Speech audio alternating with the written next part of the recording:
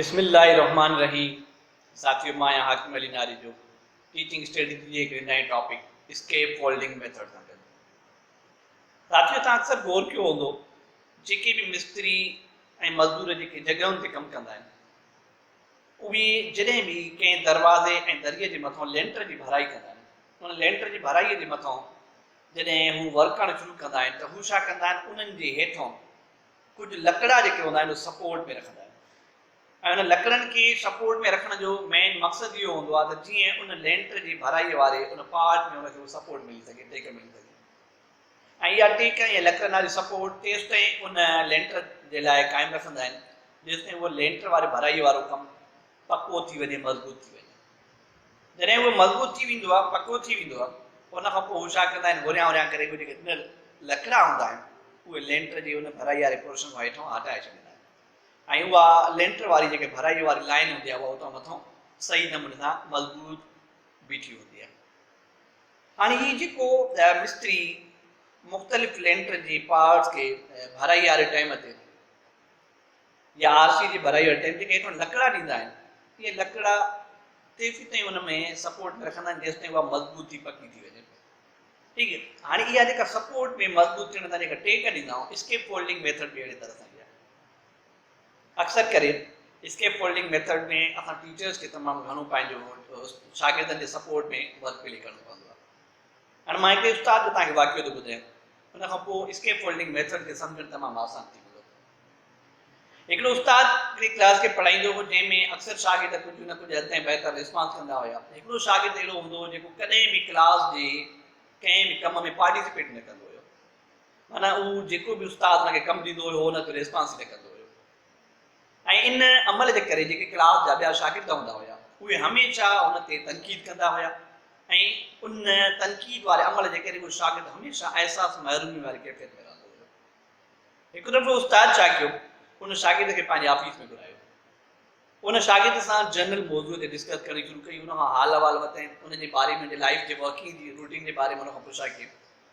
कुझु वक़्तु गुफ़्तगू खां पोइ उस्ताद हुनखे आख़िर में हिकिड़ो सुवालु लिखी ॾिनो ऐं उनजो जवाबु बि हुनखे नोट कराए छॾियो। हाणे उस्ताद हुन शागिर्द खे चयो, पुटु सुभाणे कोशिशि कजांइ त इन सुवाल जो जवाबु यादि करे अचिजांइ। हाणे जॾहिं उस्ताद हुनखे उन सुवाल जो जवाबु यादि करण लाइ ॾेई छॾियो, ॿिए ॾींहं ते जॾहिं उस्ताद पंहिंजे क्लास में आयो, उन क्लास में अचण सां ई समूरनि शागिर्दनि खे चयो त अॼु मां तव्हांजी हिकिड़ी सरप्राइज़ टेस्ट थो वठां पियो ऐं ॾिसां त कहिड़ा शागिर्द मुख़्तलिफ़ सब्जेक्ट में उस्ताद जे पढ़ाइण वारे कम खां बि अॻिते ऐं मुख़्तलिफ़ जनरल मौज़ूअनि खे पढ़नि था पिया। हाणे शागिर्द परेशान थी विया सरप्राइज़ टेस्ट जे बारे में ॿुधी करे। उस्ताद छा कयो, उन्हनि शागिर्दनि मां उहो ई सुवालु पुछियो जेको हुन शागिर्द खे पहिरियों लिखी ॾिनो हुयो। जॾहिं उस्ताद उन्हनि शागिर्दनि खां सुवालु पुछियो त सभु शागिर्द ख़ामोश हुया, हुनजो जवाबु कंहिंखे बि न पियो थिए। ऐं जॾहिं इहा कैफ़ियत क्लास जी ख़ामोशीअ वारी बिल्कुलु हिकिड़े सुनसान मंज़र में हुई, ऐं उन ई वक़्तु उहो शागिर्द जेको क्लास में बिल्कुलु पुठिते वेठो हुयो, जंहिंखे हमेशह माना नाकारा शागिर्द सम्झो वेंदो, उन हथु मथे खयूं। जॾहिं हुन शागिर्द हथु मथे खयूं, उस्ताद उन शागिर्द जी तरफ़ ॾे तवजह कई त सभु क्लास जा शागिर्द हैरान थी विया ऐं शागिर्द सोचण लॻा त जिन शागिर्दनि ते असां महसूसु कंदासीं त कॾहिं बि सही नमूने रिस्पॉन्स न कंदो, असां महिनत करण वारा शागिर्द अॼु ख़ामोश आहियूं, जंहिं सुवाल जो जवाबु नथो अचे, उन शागिर्द खे अॼु उन सुवाल जो बि जवाबु अचे थो। हिकिड़ो सरप्राइज़ जो मंज़र हुयो।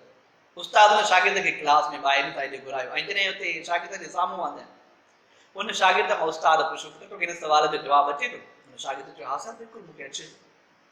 उस्ताद जॾहिं हुन सवाल जो जवाबु पुछियो, शागिर्द उहो सही जवाबु ॿुधायो ऐं जॾहिं सही जवाबु ॿुधायो त उस्ताद समूरनि शागिर्दनि सां मुखातिब थियो त पुटु ॾिसो, हीउ उहो शागिर्द आहे जंहिंजे लाइ तव्हां चवंदा हुयो त सही नमूने सां रिस्पॉन्स न कंदो आहे, सही पढ़ण में कमज़ोर आहे सफ़ा। अॼु जेको सुवालु तव्हांखे बि नथो अचे, हिन शागिर्द खे उनजो जवाबु बि अचे थो ऐं उनजी तारीफ़ करणु लॻो।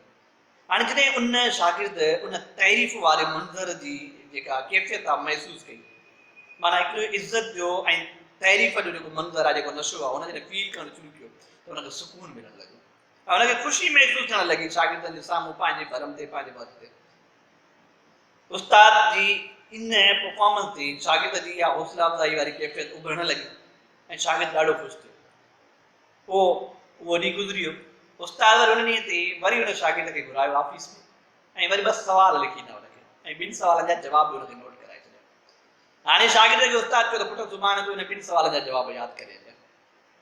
ॿिए ॾींहं ते जॾहिं क्लास में उस्ताद शागिर्द सां सुवाल पुछा, सभु शागिर्द वरी ख़ामोश हुआ ऐं उन्हनि ख़ामोशीअ वारी कैफ़ियत जे दौरान शागिर्द सां उहो पुठिते वेठल जेको शागिर्द हुयो उन हुनजो रिस्पॉन्स कयो ऐं हुन हथ मथे कयो, सर मूंखे जवाबु अॼु बि अचे थो पियो। उस्ताद वरी हुनखे ॿाहिरि घुरायो, जॾहिं ॿाहिरि घुरायो ऐं हुन खां उहे सुवाल पुछा त हुन शागिर्द ॿिन्ही सुवाल जा जवाब ॾिना।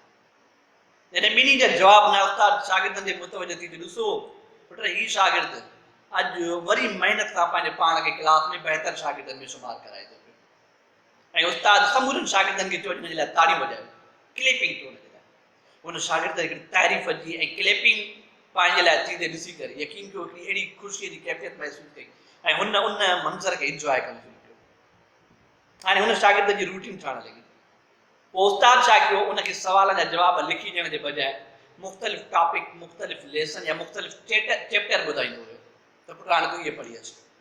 ऐं उहो शागिर्द क्लास में रिस्पॉन्स करणु लॻो ऐं क्लास में सुठे नमूने सां जवाबु ॾियणु लॻो ऐं अहिड़े ई रूटीन में रवां थियण खां पोइ उन शागिर्द सुठे नमूने परफॉर्म करणु शुरू कयो ऐं उस्ताद जेका हुनखे थोरी घणी टेक ॾींदो हुयो उहा सफ़ा ख़तमु करे वियो। हाणे शागिर्द पंहिंजे बलबूते ते पंहिंजे महिनत ते हर उन टास्क में सुठे नमूने सां पास थियणु लॻो, सुठे नमूने सां कमु करणु लॻो जेको हुन सां रिलेटेड हुयो। यानी इहा उहा कैफ़ियत हुई जंहिंमें उस्ताद महसूसु कयो त मुंहिंजी इन शागिर्द जी जेका मुंझ आहे उनखे ख़तमु करण लाइ थोरो हुन सां सहकार या थोरो हुन सां साथ ज़रूरी आहे ऐं उन खां पोइ उन शागिर्द क्लास में सुठे नमूने परफॉर्म करणु शुरू कयो। असां जॾहिं पंहिंजी क्लास में पढ़ायूं था पिया खोड़ सारा अहिड़ा शागिर्द हूंदा आहिनि जेके असांखे रिस्पॉन्स न आहिनि कंदा, असांखे जवाबु न आहिनि ॾींदा। कॾहिं उन शागिर्द जी साइकोलॉजिकल कैफ़ियत खे या उन जी जज़्बात खे या उन जी हालात खे सम्झण जे लाइ असां कोशिशि कई आहे। साइकोलॉजिकली जेसिताईं ॿार जे नफ़्सियात खे तव्हां सम्झंदव न तेसिताईं तव्हांखे महसूसु न थींदो आख़िर छा वजह आहे उहो शागिर्द परफॉर्म नथो करे। इन जे करे उस्ताद जो हर हिकु शागिर्द सां मुखातिब थियणु ऐं उन सां मुतवजह थी करे ॻाल्हाइणु तमामु ज़रूरी आहे ऐं असांखे उन्हनि कमज़ोर शागिर्दनि ते बि तमामु घणी महिनत करणु घुरिजे ऐं उन्हनि जे लाइ बि कोशिशि करणु घुरिजे। खोड़ सारा अहिड़ा शागिर्द उन्हनि मां ई हूंदा आहिनि जेके सुठे नमूने सां परफॉर्म करणु शुरू कंदा आहिनि। उमेद आहे त हिन स्केप फोल्डिंग मेथड वारी टेक्निक जे ज़रिए तव्हांखे सुठी रहनुमाई मिली हूंदी ऐं पंहिंजे उन कमज़ोर शागिर्दनि जे लाइ बि कुझु न कुझु करण जो हिकिड़ो जुनून पैदा थियो हूंदो। उमेद आहे त उस्तादनि खे हिन टेक्निक ऐं हिन मेथड मां तमामु घणी सपोर्ट मिलंदी। इंशाअल्लाह नेक्स्ट टाइम नेक्स्ट टॉपिक सां असां तव्हांजे साम्हूं हाज़िर थींदासीं। तेसिताईं अल्लाह हाफ़िज़। Subscribe now and press the bell icon. Never miss an update.